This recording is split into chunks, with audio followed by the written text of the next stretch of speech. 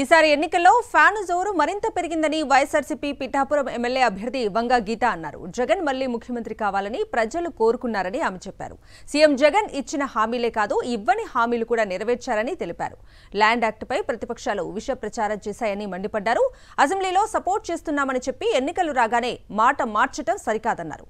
పిఠాపురం అభివృద్ధి చేసింది తానేనంటున్న వంగ గీతతో మా ప్రతినిధి Kiran face to face.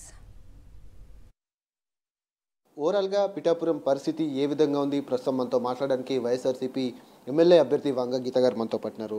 Madam, polling అంతా కూడా చాలా ప్రశాంతంగా కొనసాగింది. ఎట్లా సాగింది అనుకుంటున్నారు? ఓవరాల్గా గాలి ఎటు వీచిందని మీరు భావిస్తున్నారు మేడం? చాలా ప్రశాంతంగా జరిగింది. మా 10వ శక్తిపీఠం పురుహూతిక మాత ఆశీర్వాదంతో అంత ప్రశాంతంగా జరిగింది. చిన్న చిన్న ఇష్యూస్ ఉంటాయి. ఓవరాల్గా కూడా ఫ్యాన్ గాలి హోరుగా జోరుగా అనుకున్నట్టుగా గత 1 వీక్ నుంచి కూడా రాష్ట్రం అంతా కూడా జగన్మోహన్ రెడ్డి గారే మళ్ళీ ముఖ్యమంత్రి అనేది సర్వేలు కావచ్చు, ప్రజల అభిప్రాయం కావచ్చు, ప్రజలందరికీ కూడా ఒక నమ్మకం వచ్చింది. వాళ్ళు కూడా బేరీ చేసుకున్నారు. మేము కూడా చాలామందితో మాట్లాడాము. నెంబర్ 1 ల్యాండ్ యాక్ట్కి సంబంధించింది. ఆ యాక్ట్ గురించి ఇది సెంట్రల్ యాక్టు, దాన్ని మళ్ళీ అసెంబ్లీలో చర్చించారు. తెలుగుదేశం వాళ్ళు 1 సైడ్గా సపోర్ట్ చేశారు, హోల్ హార్టెడ్గా సపోర్ట్ చేస్తున్నామని చెప్పారు. అంతా సపోర్ట్ చేసి అన్నీ అయిపోయిన తర్వాత అయినా కూడా అది ఎక్కడ ఇంప్లిమెంటేషన్కి ఇంకా రాలేదు. ఇది స్టిల్ పెండింగ్. ఇంకా అసలు అది యాక్ట్ కానేలేదు. కాకపోతే ఇప్పుడు సడన్గా తీసుకొచ్చి జగన్మోహన్ రెడ్డి గారి మీద భూత కల్పన సృష్టించి దీనివల్ల ఏదో ప్రపంచం ఆగిపోతున్నట్టు ఆ యాక్ట్ ఇంకా పెండింగ్లో ఉండగానే చాలామంది రిజిస్ట్రేషన్ చేయించుకున్నారు. మరి వాళ్ళకి ఏమన్నా పత్రాలు వచ్చాయా లేకపోతే నిజమైన డాక్యుమెంట్లు వచ్చాయా చెప్పాలి వాళ్ళు. ఒకటి. రెండోది, ఈ డెవలప్మెంట్కి సంబంధించి లేదు అంటున్నారు. డెవలప్మెంట్ ఎందుకు లేదు? 17 మెడికల్ కాలేజీలు వచ్చాయి, మెడికల్ కాలేజీలు కట్టడం జరుగుతుంది, మెడికల్ కాలేజీలు శాంక్షన్స్ అయ్యాయి. ఓవరాల్గా పిఠాపురంలో మీరు ఎంత మెజారిటీ వస్తుంది అనుకుంటున్నారు? ప్రత్యర్థికి సంబంధించి తాను ఎట్లాంటి గట్టి పోటీ ఇచ్చారో మీరు భావిస్తున్నారు? ఇప్పుడు అంచనాలు లెక్కలు చాలా ఉంటాయండి. వాళ్ళు 1,00,000 వేసుకుంటున్నారు, అన్నీ పెడుతున్నారు. నేను ముందు నుంచి చెప్తున్నాను, విజయం వైసీపీది. ప్రజలందరూ అభిమానంతో, ప్రజలందరూ ఆశీస్సులతో వైఎస్ఆర్సీపీకి సంపూర్ణంగా సపోర్ట్ ఇస్తారు.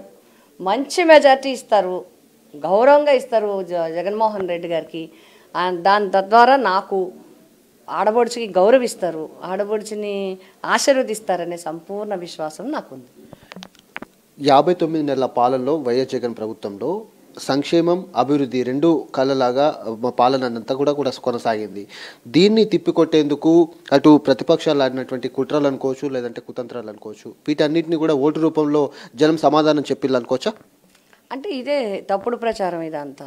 మీ గ్రామాల్లోకి వస్తే నాడు నేడు స్కూల్ చూడండి, నాడు నేడు హాస్పిటల్స్ చూడండి, సచివాలయాలు చూడండి, ఆర్బీకే సెంటర్లు చూడండి, వెల్నెస్ సెంటర్లు చూడండి, పిహెచ్సిలు చూడండి, తర్వాత పోలీస్ స్టేషన్లు చూడండి, తర్వాత గవర్నమెంట్ హాస్పిటల్స్ చూడండి. ఆ పిఠాపురంకి అదృష్టం ఏంటంటే 3 హైవేల మధ్యలో ఉంది Pithapuram. And then coastal area పొడుగంతా ఉంది. అండ్ దెన్ ఇంకా మంచిది ఏంటంటే 8,000 ఎకరాల SEZ ప్రాంతం ఉంది. అట్లాగే కాకినాడ పోర్ట్ ఉన్నప్పటికీ కూడా మాకు వేరే పోర్ట్ ఇక్కడ నిర్మాణం అవుతుంది, హార్బర్ నిర్మాణం అవుతుంది. హైవే నేను ఎంపీగా ఉండగా దగ్గర సుమారు 3,500 కోట్లతో NH హైవేస్ రోడ్లన్నీ తీసుకొచ్చాం. వైసీపీ గాలి పెద్ద ఎత్తున వీచింది. ఆ ఎక్కువ స్థానంలో కూడా మేము గెలుపొందుతాము. ఇంకా అంతేకాకుండా పిఠాపురంలో నేను, అంతేకాకుండా కాకినాడలో ఎంపీగా చిలబల శెట్టి సునీల్ కావచ్చు, ఇటు వైసీపీ ప్రభుత్వం వైఎస్ జగన్మోహన్ రెడ్డి కూడా మరోసారి ముఖ్యమంత్రి కాబోతున్నారు. ఇక అంతేకాకుండా ఇచ్చినటువంటి మోసపూరిత హామీలు ఏవి కూడా టీడీపీ ఇచ్చినటువంటి మేనిఫెస్టోలు కూడా పూర్తిగా జనం నమ్మలేదు. కాబట్టి ఇటు పూర్తి స్థాయిలో వైఎస్ఆర్సీపీ గాలి అనేది వీచిందని కూడా తాను చెప్తున్నటువంటి పరిస్థితులు కనబడుతున్నాయి. కెమెరామెన్ క్రాంతితో కిరణ్, సాక్షి టీవీ, పిఠాపురం నుంచి.